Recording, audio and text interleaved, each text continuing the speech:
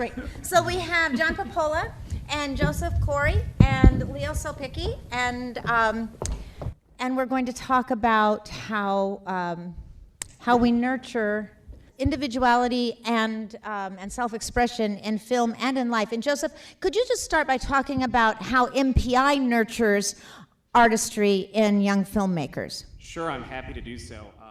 MPI, we're both another film in the that we're doing tomorrow. Leo, you mentioned that your writing partner is a Bernie fan. You're, I think, a libertarian. You've been coming to Freedom Fest for 10 years. How did you two get together and to come up with a film that is, to me, very libertarian, the idea of this is me, this is who I am, this is who I want to continue to be. Talk about how your creative process with your partner. Well, he wasn't my writing partner, he was the director. But we got together through an organization called VME, which is Veterans in Media and Entertainment. It's an organization which helps vets get involved with various aspects of the entertainment industry. And as I was relatively new to Austin, I reached out to VME, found other VME members, and that's how I tended to get the crew together for this project. And the writing process was me all alone in front of my computer. And then my director critiqued it a little, we went back and forth. And because my daughter had been telling me about some TV show called This Is Us, I thought, that's right. This is me. So that's kind of how it developed. I love that. It makes me think a little bit of Ayn Rand's Anthem, where the pronouns are only plural because you can no longer say I, but it's only we and us. And so to change that from this is us to this is me, I really like that. It's very Randian. Thank you. Leo, do you have anything to add to that? I didn't really mean to say that it's crap. Actually, my students really do write some great poetry, and I think that's part of the reason is they have started looking at those tools, those building blocks, and how are they communicating, and it's made them better poets. Poetry, especially analyzing it, can be enlightening. And I remember, I think it was 8th grade or a freshman, I was inspired by an H.P. Lovecraft story, and I wrote a poem called The Rats Are in the Walls. And it's all about how the rats are coming closer and the rats are in the walls. And after I turned it in, the teacher said, "Oh, this is amazing. It's all about how the communists are infiltrating our society." And I was like, oh, yeah. But isn't that the beauty of it? It can be whatever it means to you. You never know what people are going to see in your creative work. And I do love symbolism, and that's one of the reasons I love symbols and metaphor, is that you can see different things in different works.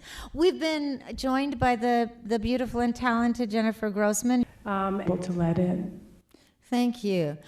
Let me ask the whole panel, why is it, when it's so self-evident, the importance of individuality and self-expression, why is it that it's being squelched so much? Why is it that governments and education, businesses, why do they push so much for conformity, and why do they fear individuality so much? Well, I mean, I think the simplest answer is control. Thank you. And Leo, did you want to add to that question about? Well, I'm reminded here, I think the problem really is government. There's a speech I've made a couple of times where I walk out into the stage dragging a big caveman's club behind me.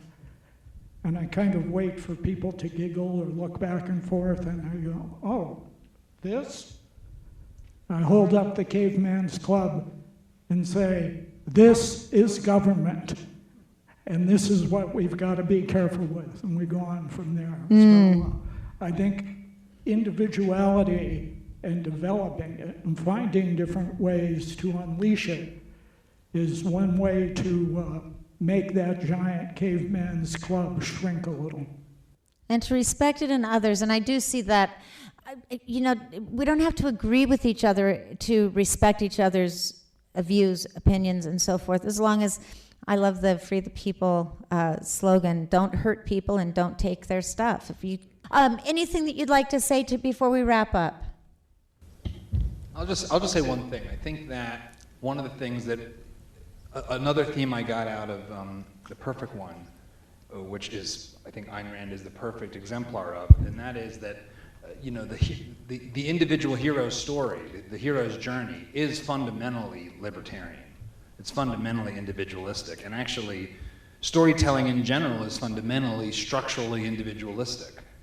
And you know, the paintings that sold had people in them; they had individuals. Yes. And I think that that is super hardwired into how we tell stories and how what is a story versus abstract ideas or statistics or a white paper. And so I think, you know, what you do with the film festival is celebrate the most fundamental individualistic thing that we do, which is tell stories. Absolutely, and storytelling, the reason storytelling works is because it hits us here. We begin to feel empathy and passion and pathos, and we feel it here, and then we think it here, and then it means something. One of the reasons it's so important to read fiction to children is because they enter the world of the character, and they feel what the character's feeling, and it teaches them empathy. It's really powerful, so I love that all of you are making stories and all of you care enough about them to come and watch them and share them with us. Thank you very much to my panelists, and I'll see you at 3 o'clock with Mighty Ira.